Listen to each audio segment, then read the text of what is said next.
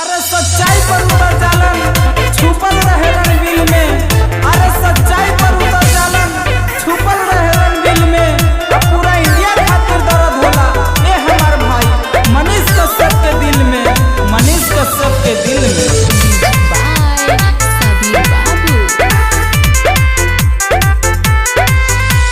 चर्चा में आई बोले ना बाबा तेजस्वी से निमन करी कमावा।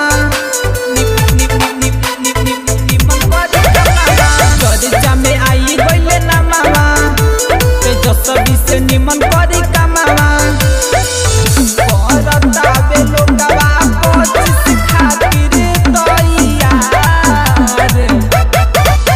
अरे फेरा में ना पड़े के बा केहू के बनाब मनीष के सरकार, बनाब मनीष के सरकार।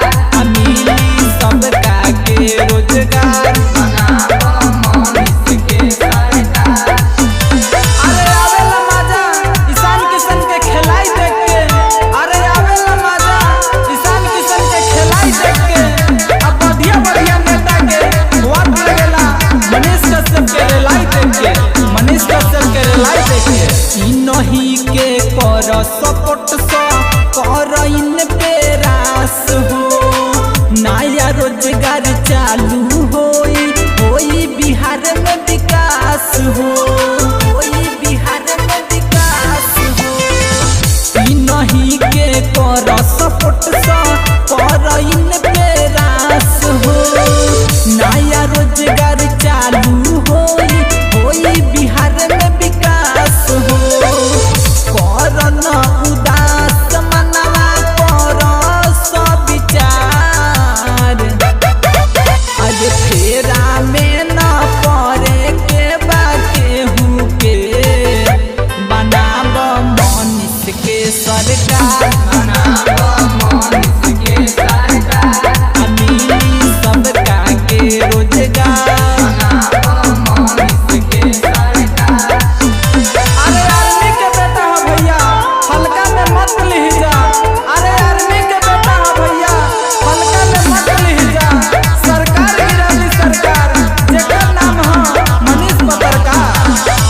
नया सरकार बनी है तो नया बनी नियम हो।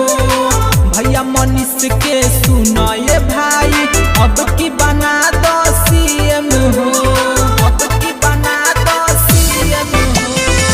नया सरकार बनी है तो नया बनी नियम हो। भैया मनीष के सुनाए भाई अब की बना दो सीएम हो। राइटर दीपकवा के इहे बापुकार। और फेरा में न पड़े के बा केहू के बनाब मनीष के सरकार, बनाब मनीष के सरकार। मिली सबका के रोजगार, बनाब मनीष के सरकार। Recording by SL films recording studio Muzaffarpur.